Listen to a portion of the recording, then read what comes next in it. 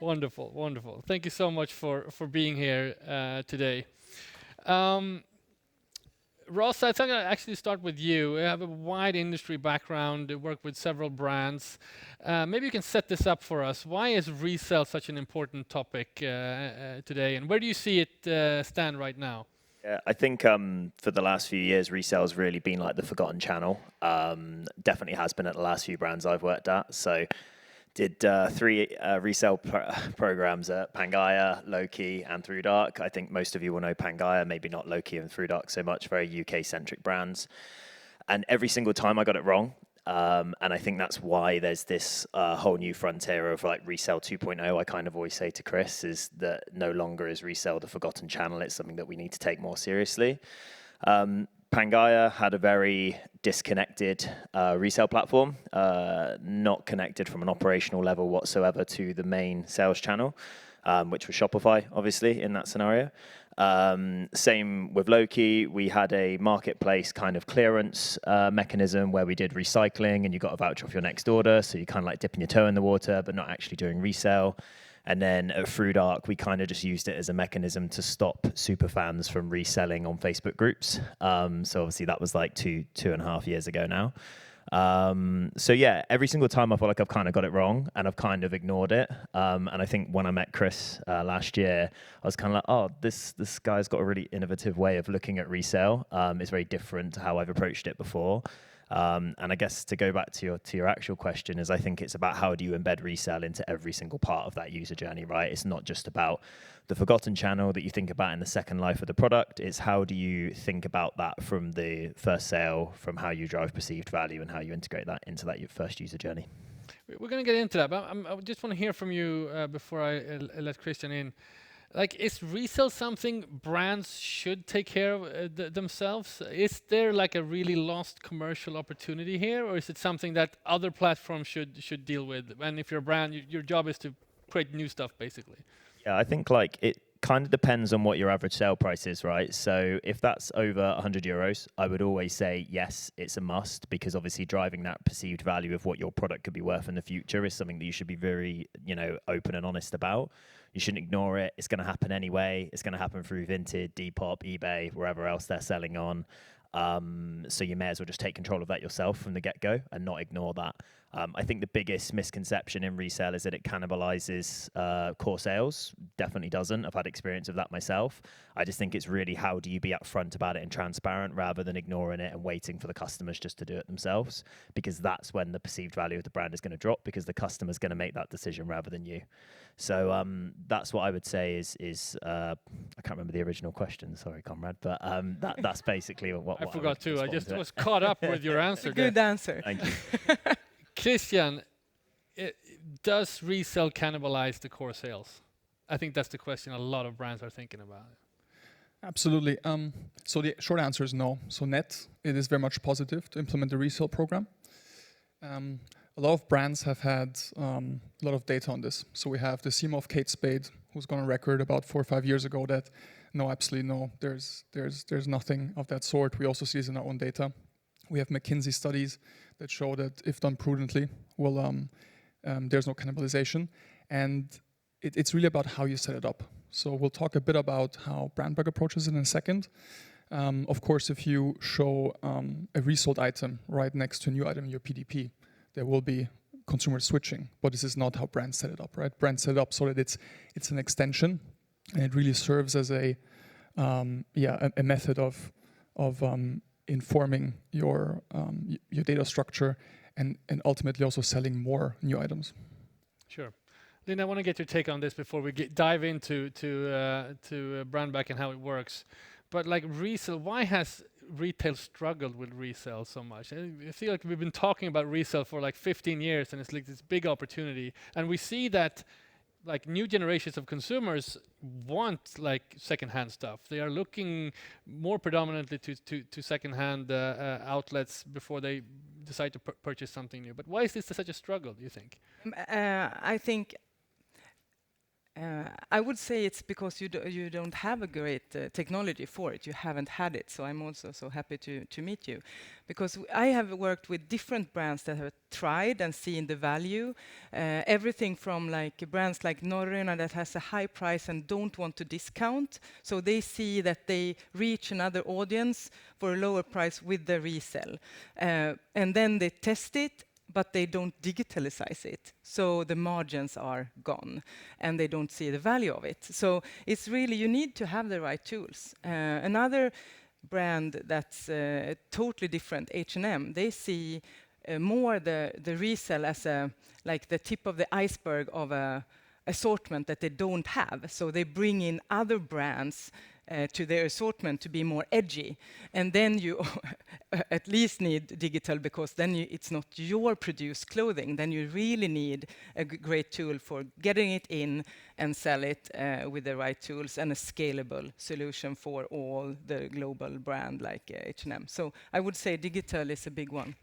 Yeah, definitely. Just to, I guess, go off the back of that, I guess what I was originally trying to say is if your average sale price is over 100 euros, I think the strategy is very different versus what you would do if you were under 100 euros. So kind of like to the H&M point, is it's not just about one singular resale strategy as well. And I think that's kind of what the place has been for the last 3-4 years after COVID. There's been a lot of liquidation strategy going on, people using it as just a way to get rid of stock that they don't want, when actually there's different opposing strategies for high value products versus low value products. So high value products, high perceived value, how do we retain this value, versus low product, how do we drive more value from those products in a future life cycle from a sustainability perspective, but also from a perspective of, is this product going to stand the test of time? Because that's the misconception about some fast fashion brands, is actually this is probably going to be shrunk after 2-3 washes. So yeah, I think there's two different strategies for two different mechanisms there.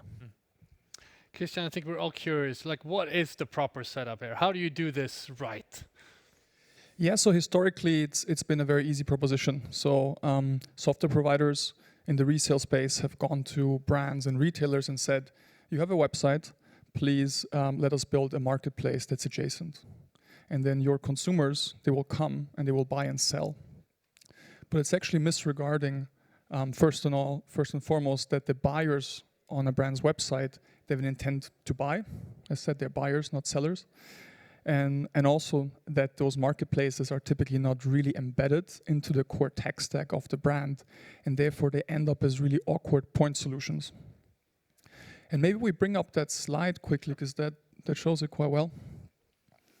So if you look at this vertical, for the past 10 years, in the beginning, it's really been an operations play. So people have run take-back schemes, either themselves, the brands, but that's really an exception. It's mostly been with service providers.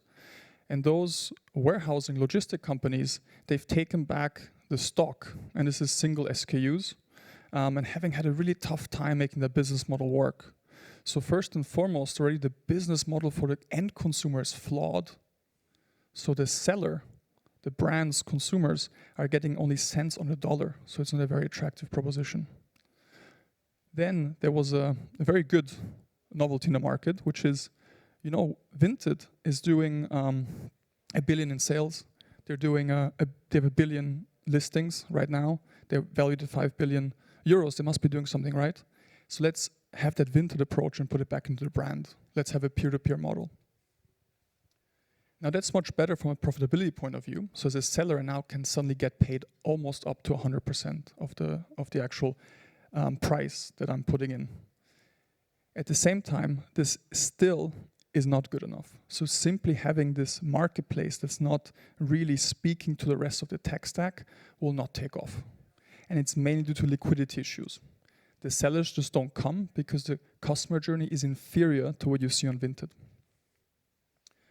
And what we've done is we've gone back to the drawing board, spoken to lots of customers, spoken to lots of brands, and on the back end of it, integrated with the native tech stack of the brands. So we're plugged into the CRMs, the returns management systems, self-serve analytics, so really trying to be as much of a data company as possible. And on the front end, build a customer journey that really makes sense and first and foremost drive revenues for brands and retailers. And when I say drive revenues, we don't really care that much about how many second-hand transactions we facilitate for the brands. We care about the overall ROI the brand is seeing. And that ROI comes from a boost of their current collections. This is what we're really proud of. It comes from having pristine data that other people cannot see, that informs their pricing and merchandising. And then the cherry on top is a re-engaged customer and is revenue from secondhand, but it's not the core piece of it. Got it. So, talk about, should we move to the next slide as well? Yeah. Absolutely. So what you see here is we do sell marketplaces. So you see this on the left-hand side. Don't get me wrong. So let's say you're a retailer and you want to have a pre-owned section that sits on your website. We can facilitate this. But first and foremost, from a customer journey perspective, we sit in the PDP, the cart pages and checkout pages, and really show resale values, the values we appraise the item at the point of new sale. And this is really powerful. It shows the brand's customers that you have products that have a long life, and also it takes the sting out of the purchasing decision. People are more likely to purchase, and they're less likely to return. And those are obviously key KPIs that retailers care about. And so we've been able to drive massive ROI for some of the preeminent retailers here in Europe. Wonderful. Yeah, I just love that. It's like when we are buying like a car or something, we are out searching for the resale price, because then we know it's good quality and we can sell it to a good price. So it's brilliant to take it into the fashion industry, because then we go more from this purchase owning thing to having, using, and then reselling. So we get this. We want to go to that circular economy, and we need to push everyone into that. And this is just a brilliant small thing. I love it. What's it been like implementing this, and like talk about some good examples of brands like doing this? Have they managed to change the perception of resale within their own ecosystems? I think so. So we, honestly, a bit of friction in the market is the preconceptions that brands may have. We have an example here from a Nordic brand. This is Sandquist, actually their checkout. They've seen tremendous value from this program, and it's really the majority comes from the increase in on their sales on the new collections. So in the end, we're really changing the narrative from, resale is there to give you incremental value, and then we always get that pushback on cannibalization to, look, it all doesn't matter. In the business case I'm showing you, this widget will drive the business case so much that you don't need to worry about the rest, to be honest. What's also interesting with really having this ease of selling, because you also have that back, and I don't know if it is next picture, but because what we have seen, if you see, we have pros of resell here, but the problem is not finding the buyer, because we have the buyer. It's something that's happening out there, but it's a hassle to sell today. So to really make it easier for the sellers, so you get people to start selling also. It's brilliant. 100%. So Linda, you're spot on. And this is also the key insight, right? Just a marketplace really ignores a branded marketplace ignores the first rule of marketplaces, which is you need ample liquidity on both the buy and sell side. So if you now suddenly take the market and break it up into thousands of little pieces, they won't be liquid enough. We solve this by first and foremost having a cross-brand customer journey. So we don't really are here to show the full customer journey, but once you purchase something and you toggle Brandback on, your item automatically gets dropped in your personal account, and you can add anything else that you like. So it really mirrors the Vinted structure, but it's very much an AI-powered version of it. And then you can sell anything that you like, and we'll find the right pools of liquidity. Whether that's a branded marketplace or whether that's actually a partner marketplace such as eBay itself, Vinted itself, we honestly don't care, right? And we also found out the customers don't care. They want, as you said, they want just the easiest and fastest flow. Ross, where do you see this going? If we implement this good enough, we kind of change the perception, also change the perceived value of it. Where is this headed? And how will this change consumer behavior, do you think? Yeah, I definitely think it's going to stop any preconceptions of cannibalization of core sales if you're kind of embedding the two together, right? So ultimately, you're expecting your lifetime value not only to come from core sales, but also from, you know, repeat sales within the secondhand market as well. I think also it's gonna, you know, change the, I guess, way that you can use that data as well. So I think when I've used other providers before, I've not really got a lot of data, and the data I have got is just sales data.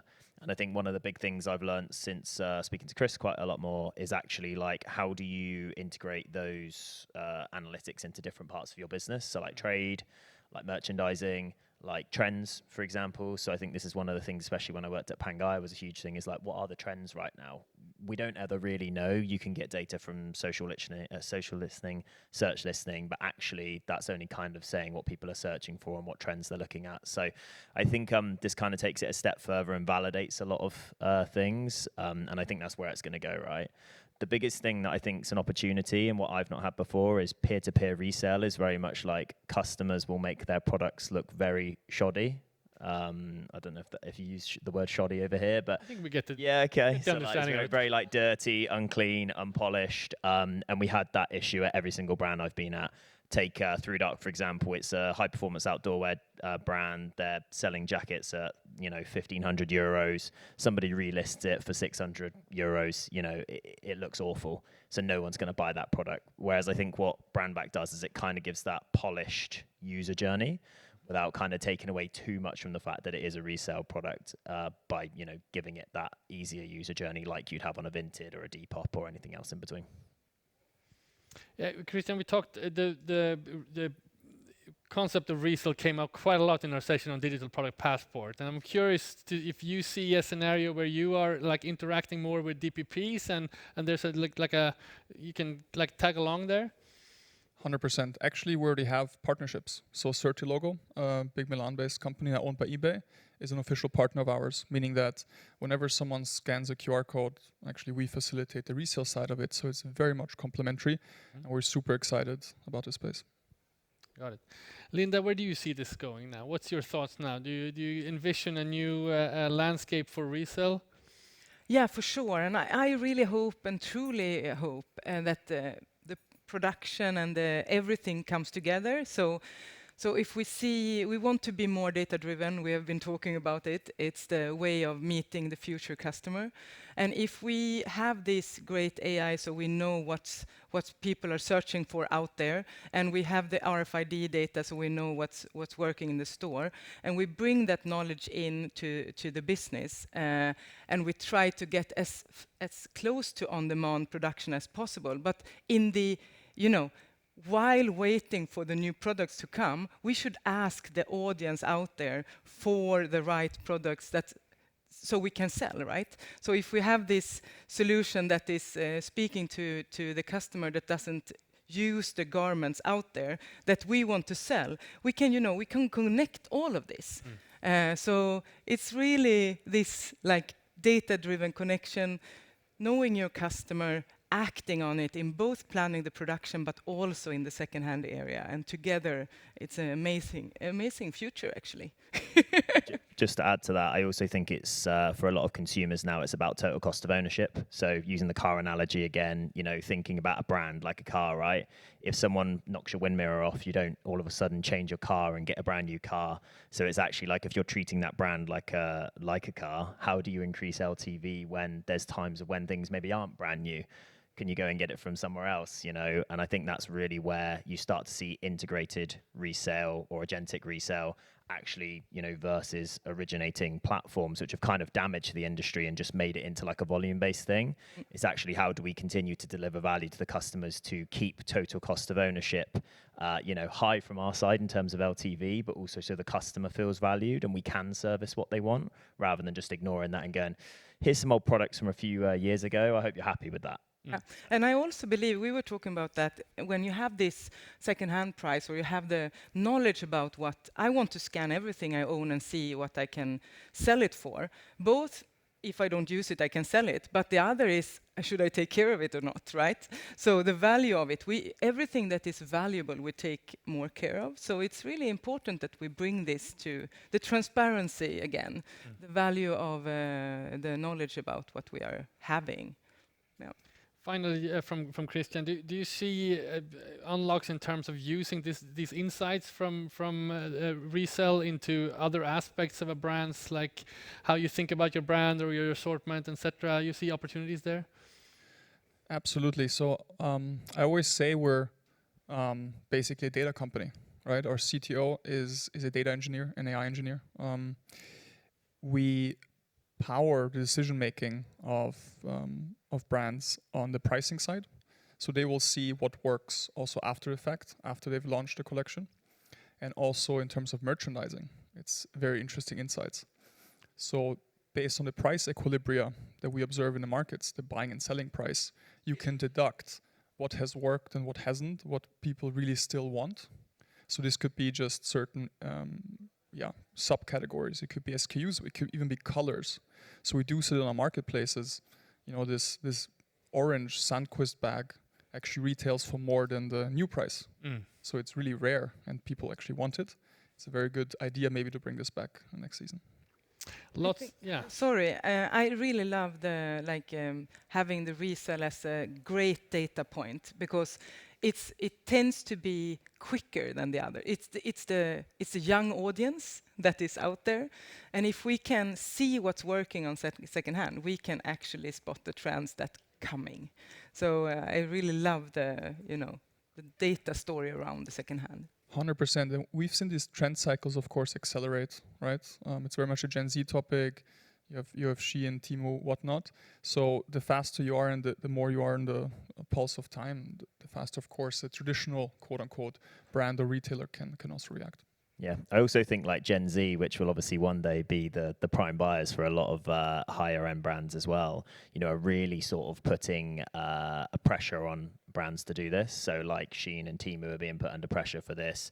I even saw it myself when I was at Loki. We did a collection with Nicki Minaj, and actually one of the big things that people really pushed on post that launch when we sold out was, well, how can I get some on another site? I can't find any on Vinted. I can't find any on Depop. And there actually could have been some options there for us to not only offset some of the sample stock or the B stock, there also could have been some options for actually people who already have that high perceived value to resell their product for a higher value, kind of like a StockX model.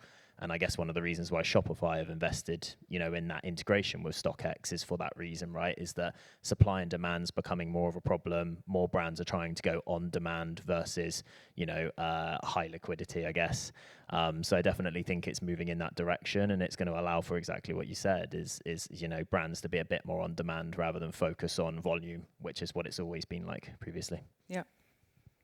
Pressure is on. I feel like this is a topic we can come back to and talk more about. Christian and Ross, thank you so much for sharing your insights here today.